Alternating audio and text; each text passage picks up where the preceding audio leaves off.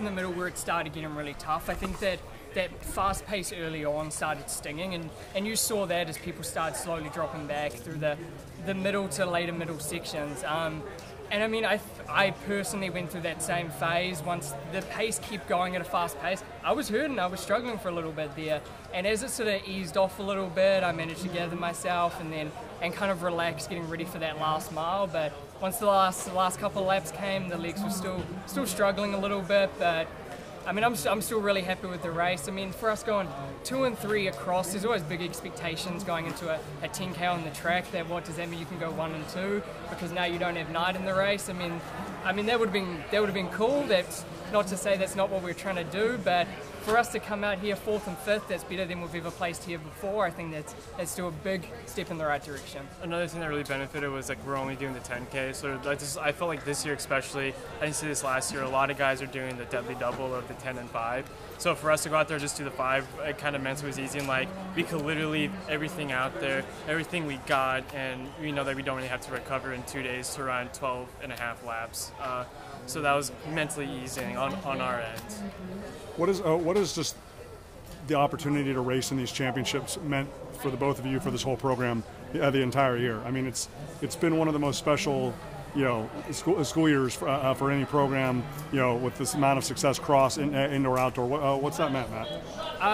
Yeah, I mean, for us to have 2 guys in the 10K especially, that's really special for our program. I think it's been the last maybe 4 years NAU has sent at least 1 person in the 10K, so for us to keep that tradition going, and even after I'm gone this semester, Tyler is going to keep that tradition going. I mean, touch wood, whatever, but I mean, I feel like we have a bit of a tradition doing well at the 10K. We always seem to do fairly well over cross. We got quite a strong team in that sense. So for us to keep that tradition going, that's cool, and I look forward to seeing NAU continue to do that in the future. What's next for you? So I guess I still have cross left, so basically I'm just going to start relaxing and get ready for a big build up there, and I mean, you're going to see me and T-Day back across, the terrible duo, so we're going to try do something similar, and hopefully we get some good results there as well. For 2-3, there's only 1 spot to go from there to improve on it. That's true. I mean, we're going to improve. Let's just say that over cross. I mean, what does that mean? Does that mean 1-2? I don't know. We'll see. I got here a little late. Thanks, guys. Were you guys ready for the fast start by the Alabama guys? Even if the Alabama trio wasn't going to do it, we were planning on taking it out. One of our initial plans were that if it really was hitting 70s off the start, that we were going to take it out 800 out and just do exactly what we did. But this one was kind of like, they took it out really hard, and I saw a gap forming, and I really didn't see anyone. That seemed like Matt and I were the ones really eager to try to bridge the gap. So I felt it's exactly what we did. We tried to bridge the gap there. When we did, they started to slow down, so we kind of caught our breath a little bit. They got to the point where I think we were hitting consecutive, really high 69s, low 70s, and that was just kind of like the green light of okay, if we're gonna do our moves, we gotta do it now.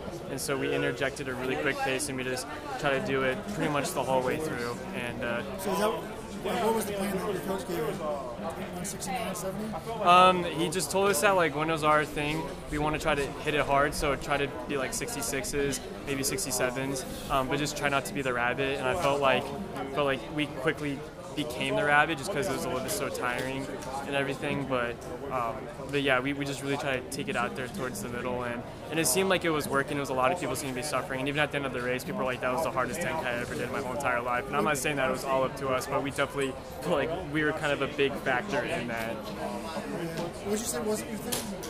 Wasn't our thing? What was our? It was 70, because for us, we're pretty quick at the end, but we're not definitely saying kicks like we can't drop a 55 like last year. So our thing is usually we just gas and go, because we know that when we falter, we can still just hang on for dear life. So I think in the middle there was 169 or right 68. Consistency. So and that's pretty intelligent cross. I mean, I was thinking it's kind of a shame you don't have you're in a year, but I'm this crowd's not appreciating that. You don't see people push it. I don't know, just as a fan, I'm supposed to be a journalist, but to watch people watch you guys hammering out here in the cross is really like kind of inspiring. Like, they're just going for it. I mean, it definitely helped that we actually have a lot of our family, friends, and even our teammates actually travel from Flagstaff to here in Eugene. So that was really like they were on one of the back corners, and I remember a few times I was faltering, and I just heard the little NAU chant and them saying our nicknames, and that really brought us up as well. So, I mean, even if the whole grandstand didn't know what was going on, the people that were there that really cared about us really brought us through and helped us through. So when you guys were up in the top 3 or 4 in most of the race and you kind of fell back a little bit. Did you know coming in the last 800 that you kind of were in trouble in terms of battling for the win, or did you? I mean, I think coming into about 2K to go, I got the sense it was starting to slow down a bit. I mean, by then, the legs were getting a little bit tired, so if anything, I appreciated that a bit.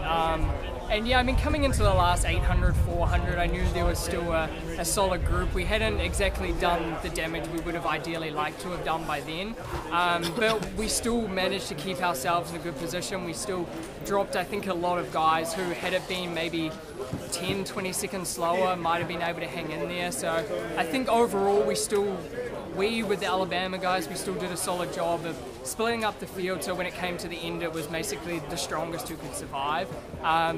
Unfortunately, that ended up being we didn't quite have it there in the last lap, but I mean, it's also something we're working on. The strength is there, obviously, as you can see. We just got to keep trying to tune up that speed work a little bit. I mean, that's coming. We're definitely getting better at that. So hopefully, by the time cross-country rocks around, we'll have that speed fine-tuned and watch out then. All right, good luck, guys. Thank you.